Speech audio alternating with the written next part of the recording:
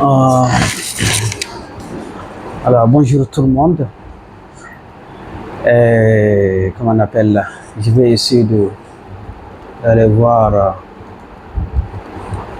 l'échange qu'on avait eu.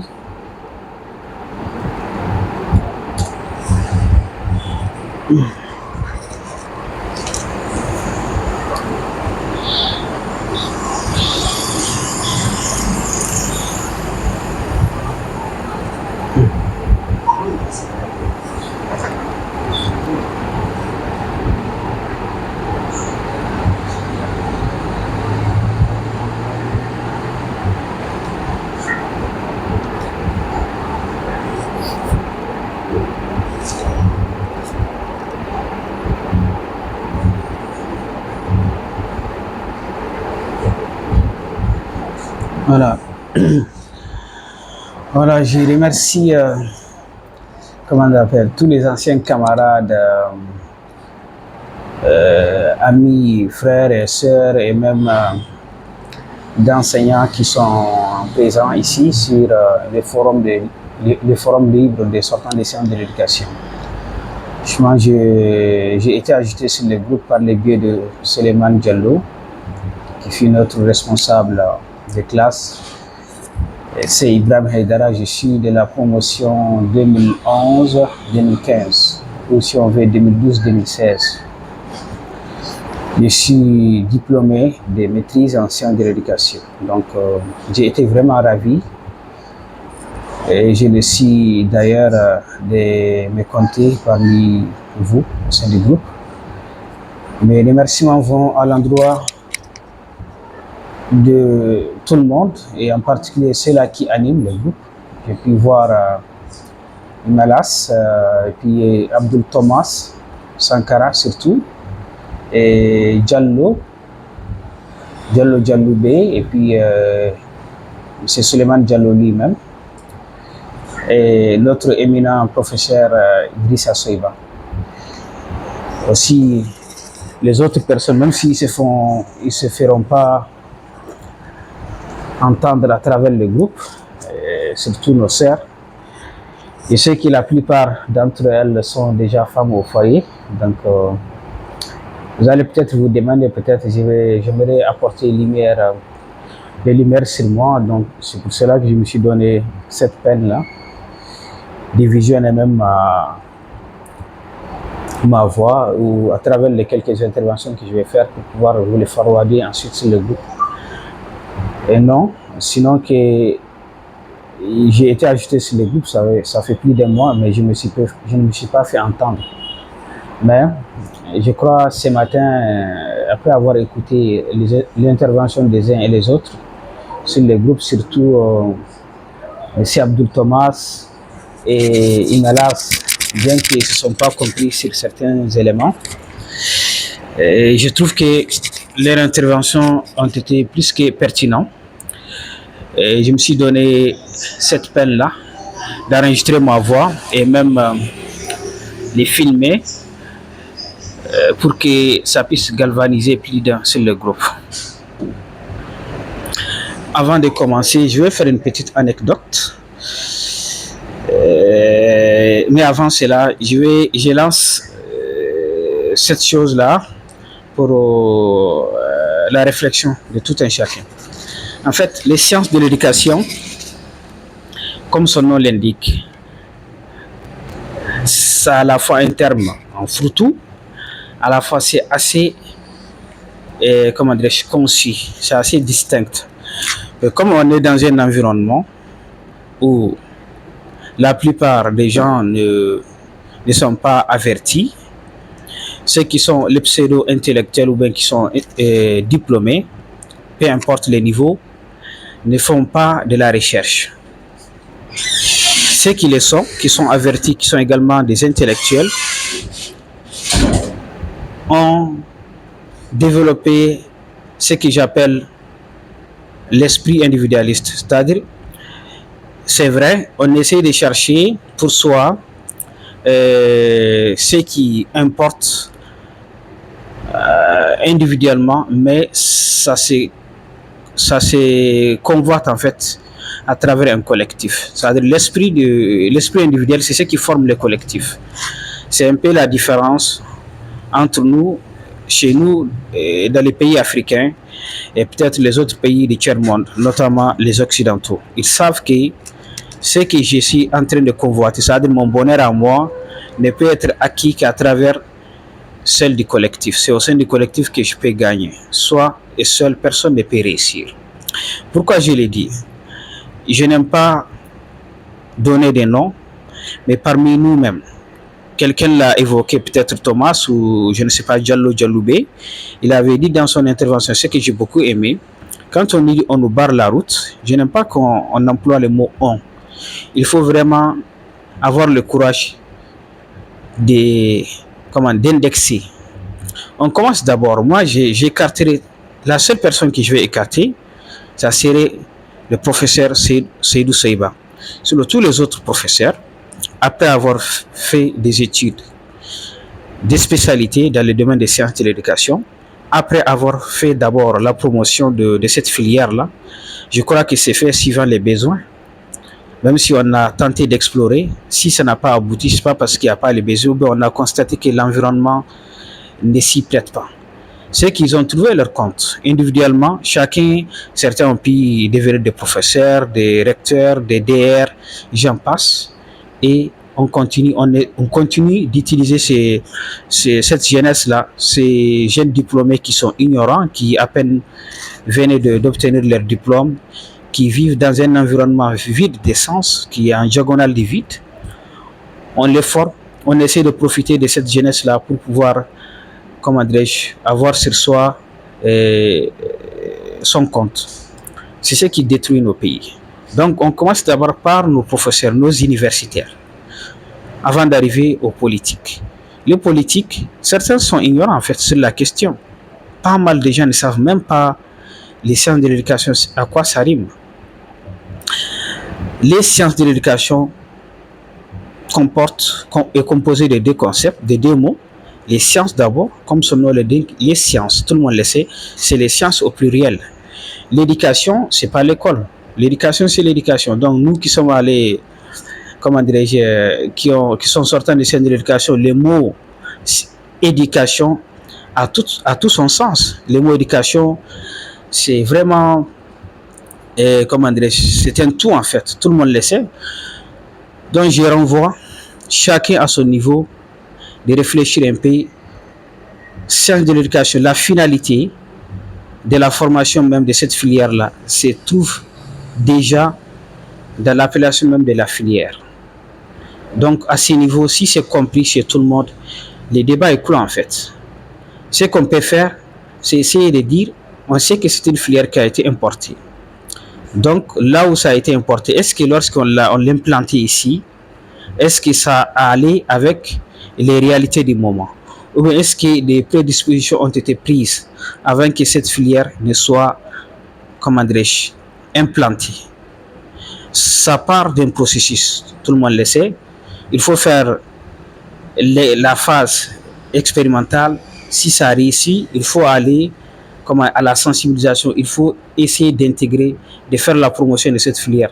Le seul moyen de faire la promotion de quelque chose, en premier lieu, c'est de l'ouvrir aux instances publiques, c'est-à-dire à l'administration publique. Imaginez un peu, surtout, nous qui sommes sortants des sciences de l'éducation, je vous renvoie aux questions de l'anthropologique, tout bonnement. Essayez d'imaginer un peu lorsque la médecine conventionnelle intègre dans nos sociétés.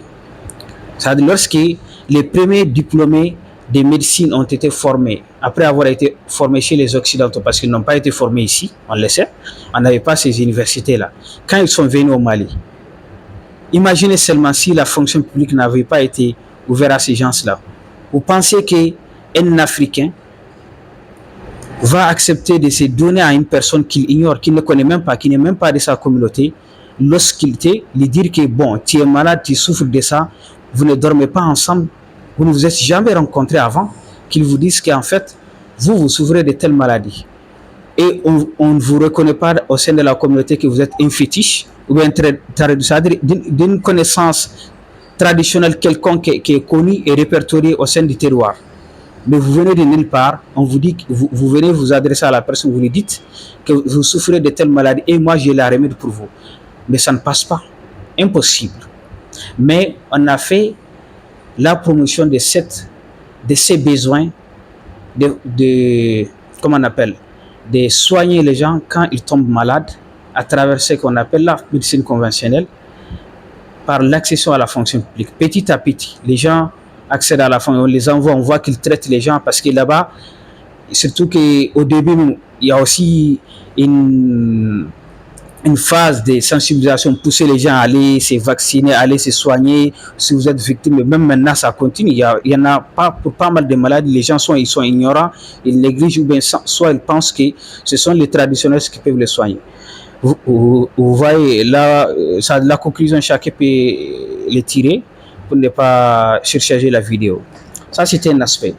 Sans passer par une voie d'accession aux instances publiques pour faire la promotion d'abord, que les communautés puissent eux-mêmes savoir qu'en fait, il y a une plus-value, il y a quelque chose, il y a une communauté qui détient un savoir, qui ont solution à un problème, à une problématique qui peut profiter à une communauté donnée sans qu'il faut qu'il y ait ça d'abord d'un côté et de l'autre. Que vous-même qui sont détenteurs de ces... En fait, c'est la loi des besoins, de l'offre du besoin à l'offre. Il y a les besoins. La personne qui est dans les besoins, il est conscient qu'il est dans les besoins. Celui qui détient l'offre, la solution, c'est que celui qui tient la solution. Pour que ça soit facile, il faut que ça passe par des instances publiques. L'autre l'a évoqué. Beaucoup l'ont dit, Thomas, je crois que notre aîné, il a dit que, moi je ne le savais pas malheureusement, que les centres de l'éducation, cette filière a été ouverte d'abord pour remplir, répondre au gap. Je dirais bien, je continue de le dire, il y a un gap. La problématique liée à l'éducation, c'est l'enseignant qui est en classe, ça c'est la phase finale. Pour que l'enseignant puisse enseigner, nous l'avons tous appris tout au long du processus des centres de l'éducation, je ne vais pas le répéter. Qui décide de quoi et par quels moyens et au profit de qui. Voici ce qui fait les centres de l'éducation, la formation se résume à ce niveau. Tout ce qu'on fait après, et on est en train de faire l'entrepôt, tout ceci, c'est pour essayer d'étudier en profondeur la matière, c'est-à-dire la chose à laquelle on doit apporter une solution. Il faut l'étudier dans toute sa splendeur. Et c'est la question de l'homme. Pour comprendre l'homme, il faut vraiment l'étudier, l'analyser, le comprendre. Donc, c'est ça. Si ça c'est pas compris, en fait, rien n'est compris. Au regret de le constater, le plus souvent, les élèves qui sortent des séries de sciences sociales ou des lettres, qui sont des élèves médiocres, qui accèdent au baccalauréat par défaut comme ça, ce sont ceux-là qui vont aller chercher des filières qu'ils trouvent être des filières plus faciles à évaluer. Et le plus souvent, c'est les sciences de l'éducation qu'on leur montre. Donc, à ce niveau aussi, c'est un problème. C'est-à-dire, il y a plus de... Vous m'excusez, il y a plus de diplômés médiocres qui sortent de cette filière-là. Du coup, c'est un peu banalisé à travers ça. Moi, il m'arrive souvent d'avoir honte de me réclamer diplômé de cette filière. Parce que très souvent, nos camarades, nous les savons, soit ils sont médiocres, soit ils sont des mauvais élèves en fait. C'est-à-dire, pendant qu'ils étudiaient ou bien à la fin des études, ils n'ont aucune discipline. Ils ne se renforcent pas, ils ne cherchent pas à s'élever, ils n'ont pas de plan de carrière, ils n'ont pas d'ambition. Du coup, ça ternit l'image de cette filière. Souvent, ça peut passer à côté. Quand vous essayez de vous faire valoir à travers cette filière, moi je suis recruteur, je rencontre plus d'un qui sont médiocres, qui n'ont rien à m'apporter, mais même si quelqu'un d'autre vient, se réclame avoir une solution à mon problème, mais je vais le laisser partir en fait. Ça c'est un aspect aussi qui cause une problématique à l'accession à l'emploi. Maintenant, Et Thomas a évoqué que la création de cette filière est partie d'un gap, c'est-à-dire de la gestion des instances scolaires. J'ai dit les instances, je ne parle pas seulement de l'école. L'école, c'est la finalité, c'est-à-dire les classes, l'espace scolaire, là, ça, c'est la finalité.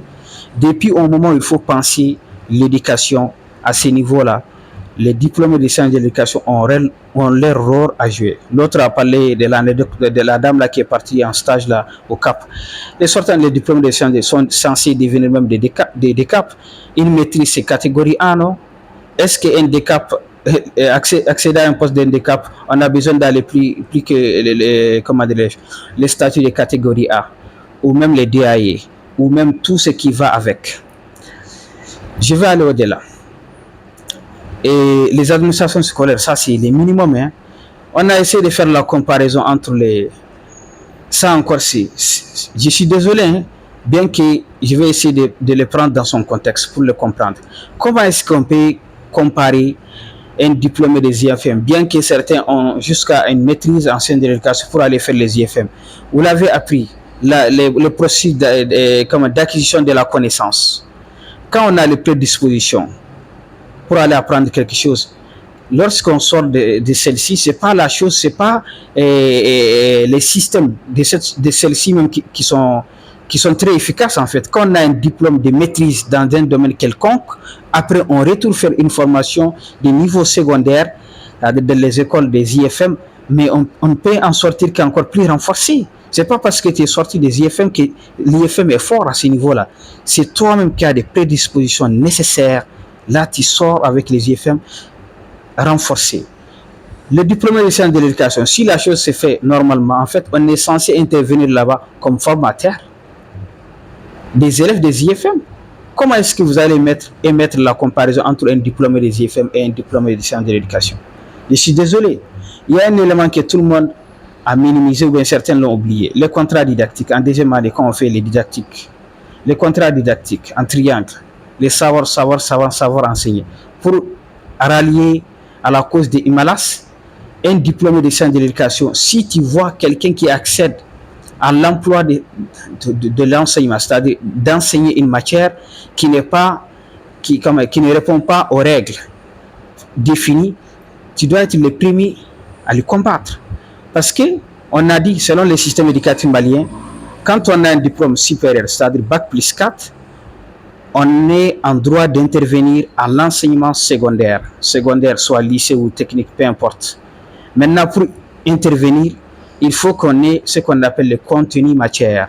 Si par exemple au niveau du secondaire, lycée, les matières qui sont enseignées au lycée, les maths, les physiques, les sciences sociales, etc., la philosophie, la linguistique, il faut que vous ayez à faire une formation de 4 ans, de Bac plus 4 ou Bac plus 3 aujourd'hui, dans une université. Après, vous allez, comme tout le monde l'a répété, aller dans la seule école qui existe, ou bien quelques-uns qui existent aujourd'hui, l'ENSIP, je fais référence, pour juste vous former à articuler, c'est-à-dire cette formation, cette continue matière dont vous disposez, comment vous devez l'enseigner, les transmettre aux futurs apprenants.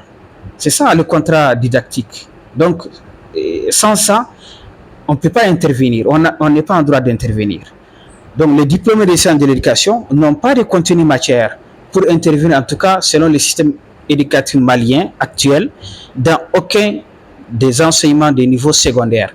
Ni la philosophie, ni la sociologie, ni la linguistique, ni les lettres, etc., etc. C'est voir un peu petit. Vous voyez, quand on a un problème, il faut essayer de trouver une solution vraiment et voir la chose, d'étudier la chose dans son ensemble, aller à la racine. Si par exemple, il n'y avait pas d'opportunité en fait, d'employabilité, là, on peut, comme le dit Himalayas, par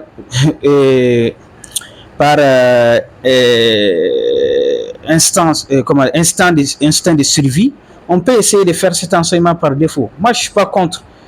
Le fait est que quand on est diplômé de sciences de l'éducation, soit passionné de transmettre les savoirs, ça fait deux.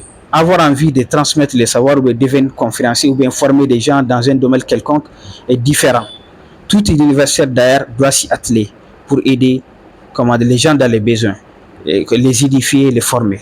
Mais au-delà, comment dirais-je, les métiers de l'enseignement, c'est-à-dire enseigner.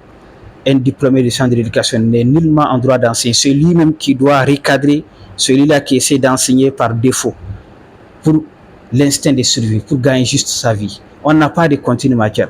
À ce niveau-là, que ça soit clair. Là où on devait en venir, là où le débat devait tourner, c'est de voir pourquoi on n'est pas employé. On a un peu répondu partiellement à cette question, c'est que l'État n'a rien fait, l'État n'a pas fait la promotion, l'État nous a ignorés. Maintenant, il faut que si l'État ne parvient pas à le faire, parce que problème tout nous conquant, c'est nous qui sommes au chômage, c'est nous qui sommes chômeurs, donc c'est à nous de nous consolider et de voir, comment on appelle, d'interroger un peu notre environnement, de voir quels sont les besoins récurrents, les besoins qui sont visibles, auxquels nous, diplômés de centres d'éducation, nous pouvons trouver une solution. J'avoue, au-delà de Dr Siba, que j'ai beaucoup côtoyé à travers ces conférences, bon nombre de nos professeurs, vous pensez qu'ils évoluent avec l'environnement changeant. C'est-à-dire qu'ils n'évoluent pas avec l'environnement. L'environnement change. Il y a, de 2010 à maintenant, il y a eu tellement de choses qui ont changé, il y a tellement d'évolutions, même en entreprise, dans les entreprises, il y a de nouvelles filières, de nouvelles disciplines qui se créent tous les jours. Même bien que l'Afrique n'est pas, comment dirais-je, beaucoup en phase avec ça, mais c'est des choses qui sont là, à travers lesquelles nous, on peut essayer de voir nos compétences acquises au sein, comme courant de notre formation. Comment est-ce qu'on peut voir que nos compétences peuvent répondre? Ça, c'est un problème qu'on constate. Nos compétences peuvent répondre à ça. Au sein même de l'école, avant de penser à la notion de l'administration, d'ailleurs au Mali, je suis désolé, dans les écoles publiques, il n'y a pas d'administration scolaire, il y a les directeurs des écoles. Parce que à l'avènement des écoles, lorsqu'on a popularisé l'école, c'est-à-dire on crée juste les salles de classe, on envoie les gens enseigner. Le plus souvent, même dans les Niayes, c'est un enseignant, oui, le premier enseignant venu, celui qui est d'office le directeur de l'école. Il gère un peu les paperasses et c'est la même chose qui continue. J'ai eu la chance, comment dirais-je, de fonder une école en 2019. Souleymane Diallo peut en témoigner. Je n'ai pas suivi toutes les interventions. Peut-être qu'il l'avait dit avant que je ne sois intégré sur le groupe ou bien pendant même. Ou bien il n'a pas trouvé ça pertinent. Je ne sais pas si nous pouvons vous le témoigner. Quand je suis allé diriger cette école-là, quelqu'un l'a dit, je dirais bien un bon diplômé de sortant de centre d'éducation fera le plus bon administrateur de la planète. Personne d'autre ne peut être un bon administrateur que lui. Mais le produit n'est jamais défini et fini à la sortie de l'usine. Il faut qu'on passe par un certain nombre, même pas par une formation continue, non, ça ne veut rien dire. Juste un stage pratique, c'est-à-dire qu'il soit mentoré par quelqu'un qui est déjà dans la chose. Malheureusement, ça n'existe pas encore. C'est-à-dire, nous, diplômés de si on doit donner l'administration, il n'y a personne qui peut nous mentorer. Il n'y a personne il y a juste peut-être quelqu'un qui a les informations, les renseignements, il sait comment ça se passe. Ce qui se passe même dans nos écoles, les écoles ne sont pas forcément administrées aujourd'hui par les directeurs des écoles. C'est l'administration qui est garantie par ces directeurs, c'est-à-dire les écoles au niveau fondamental 1 et 2, les écoles sont administrées entièrement par l'État parce que la chose de l'école est publique. C'est-à-dire ce qu'on appelle le chronogramme, le début de l'année, ceux qui sont déjà directeurs des écoles, qui sont déjà anciens, savent de quoi je parle. Le processus est suivi, les caps vous dictent tout. Vous n'amenez aucune innovation. Peut-être un diplôme de centre de l'éducation, s'il accède, il peut penser à ce genre de choses. Mais les directeurs actuels des écoles, ils ne font rien en fait, ils ne font que suivre la chose. Au niveau du lycée aussi, c'est la même chose.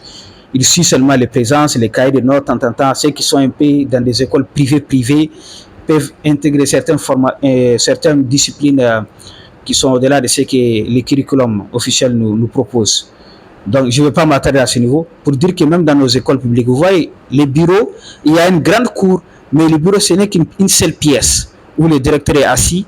Il garantit seulement ce que ses supérieurs, l'État, l'exige.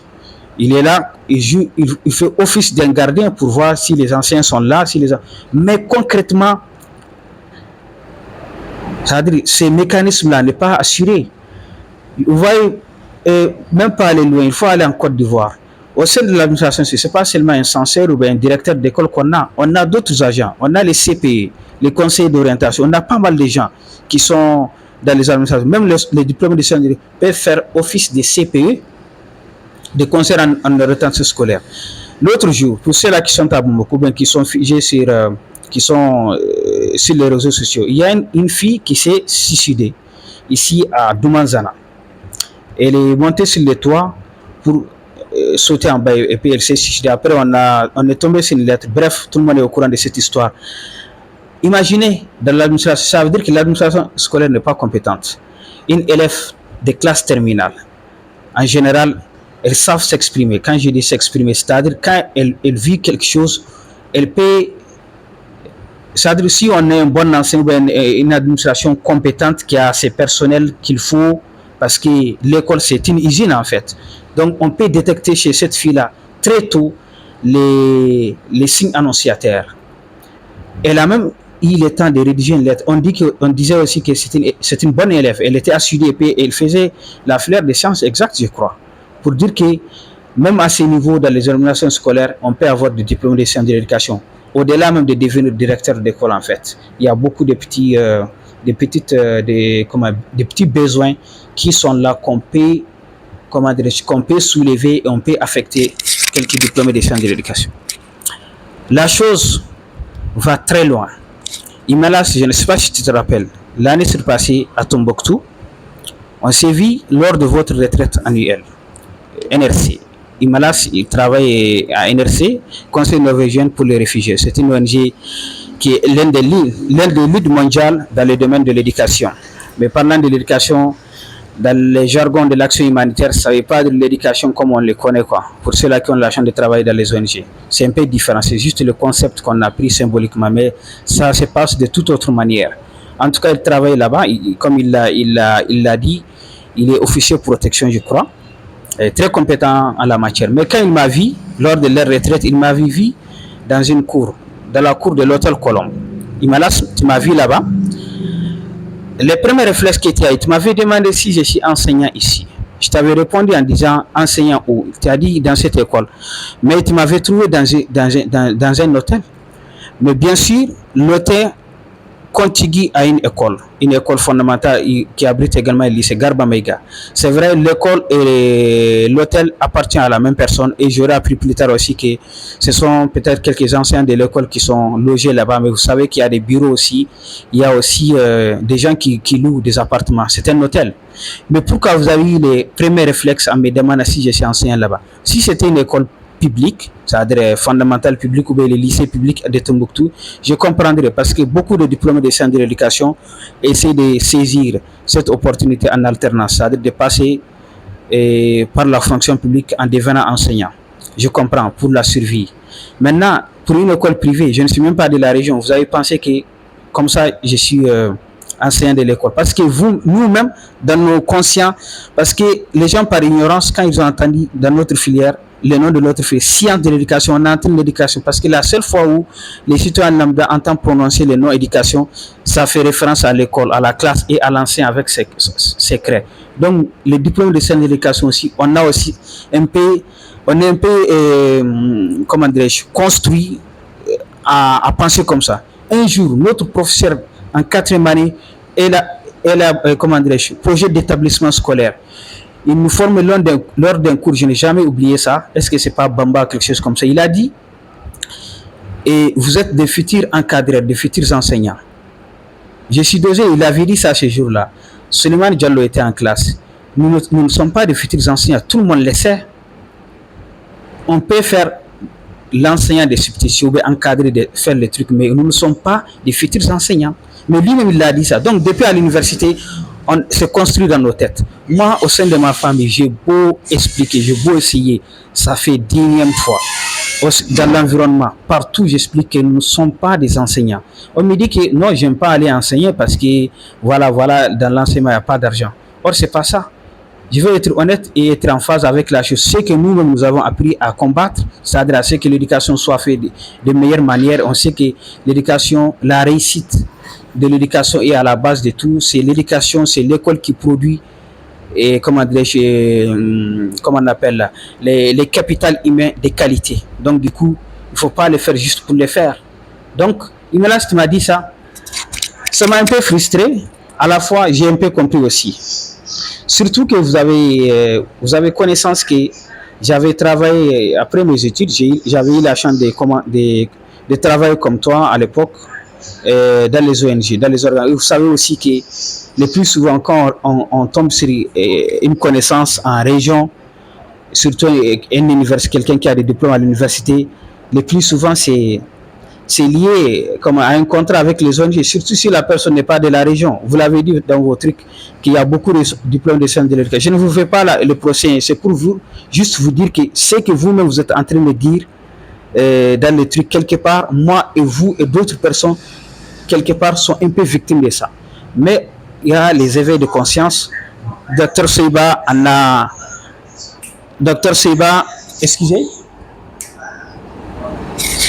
Docteur Seiba en a fait beaucoup. Maintenant, lui, il s'est fait vieux. Puis, il faut que nous prenions la relève et arrêter de parler et puis poser des actes concrets. Le combat peut se faire de différentes manières. Je sais que même les gens qui sont sur cette plateforme-là, certains ont déjà plus de 40 ans. Ça veut dire se battre pour eux-mêmes, ou bien pour accéder à la fonction, ou bien pour leur plan de carrière, ce n'est plus le cas. Certains sont devenus des commerçants, certains sont des anciens directeurs d'école, certains, comme moi et d'autres personnes, se sont débrouillés pour faire leur chemin au sein de l'action humanitaire. Mais s'il faut faire le combat, il faut le faire à plusieurs fronts. Peut-être aider certains d'entre nous à avoir la dernière chance d'accéder à la fonction, ou bien que la fleur soit connue en fait au niveau, communautaire, c'est-à-dire au sein de l'environnement. Par exemple, il y a plus d'écoles privées, c'est-à-dire il y a plus d'entreprises formalisées au Mali dans le domaine de l'éducation que dans n'importe quel autre domaine. Dans chaque bout de carré, il y a une école privée.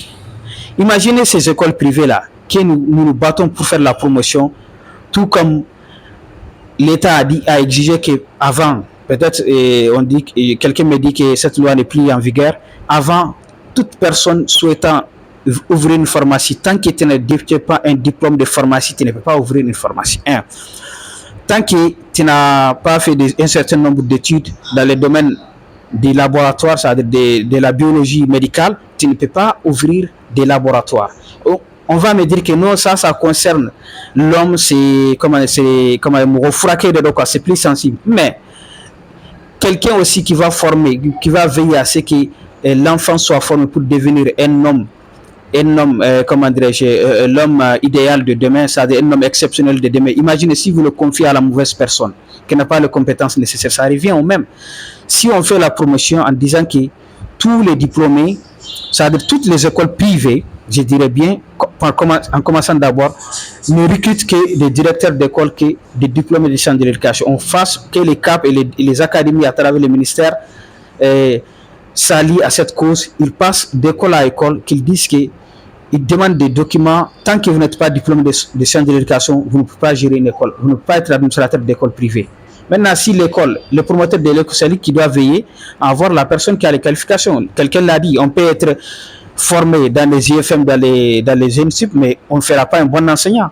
On peut n'être jamais à l'école et avoir toute la pédagogie nécessaire. Là n'est pas la question. Mais il faut d'abord, c'est institutionnel chez nous, pour qu'on recrute quelqu'un, il faut qu'on ait un document qui certifie que cette personne, d'abord, a la légitimité. Maintenant, c'est au promoteur de voir si, même s'il est diplômé de sciences de l'éducation, s'il a les qualifications nécessaires ou pas. À ce niveau, je vais m'arrêter et puis on verra bien ce que ça va donner. Merci beaucoup.